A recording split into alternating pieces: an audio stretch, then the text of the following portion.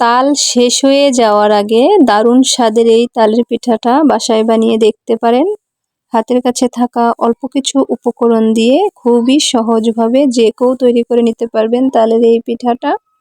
বাহিরটা মুচমুচে, ভিতরটা জুসি। দারুণ স্বাদের এই পিঠাটার রেসিপি শেয়ার করছি, সম্পূর্ণ ভিডিওটা দেখার অনুরোধ রইল। মূল রেসিপিতে চলে যাচ্ছি। নিয়ে নিচ্ছি 1 বাটি তাল।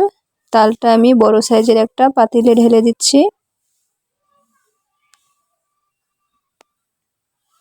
দিয়ে দেব আমার প্রয়োজন অনুযায়ী চিনি। যে যার প্রয়োজন অনুযায়ী চিনিটাকে দিয়ে নেবেন। স্বাদ মতো লবণ দিয়ে দিচ্ছি। আর দিয়ে দিচ্ছি কুড়ানো নারকেল। হাতের কাছে নারকেলটা না থাকলে স্কিপ করতে পারেন। সবশেষে তালের বাটি দিয়ে সামান্য একটু পানি, বাটিটাকে ধুয়ে দিয়ে দিচ্ছি। 2 মিনিটের মতো মিশিয়ে রেখে দেব।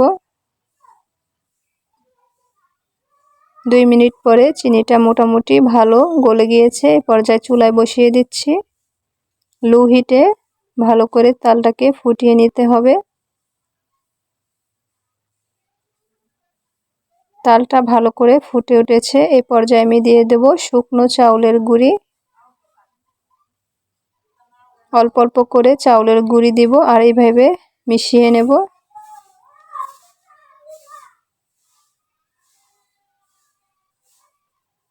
এইভাবে মিশিয়ে টাইট একটা ডো তৈরি করে নিতে হবে। এবার রেখে দেব ঠান্ডা হওয়ার জন্য। প্রায় 5 থেকে 7 মিনিটের জন্য রেখে দিয়েছিলাম। খুব ভালো করে ঠান্ডা হয়ে গিয়েছে। এই পর্যায়ে ভালো করে মথে নেব।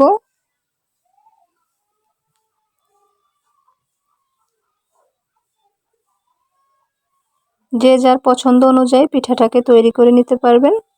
হাতে সামান্য তেল ভরিয়ে এইভাবে অল্প অল্প করে নিয়ে আরেক হাতের তাল্লায় ঘুরিয়ে একটা পিঠা তৈরি করে নিচ্ছি।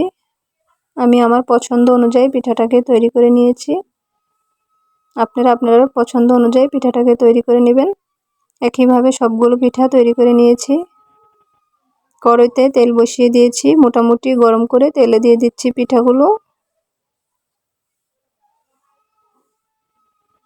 একইভাবে সবগুলো পিঠা আমি দিয়ে দিচ্ছি। একটা পাশ হয়ে গেলে আরেকটা পাশ উল্টে ভেজে নেব।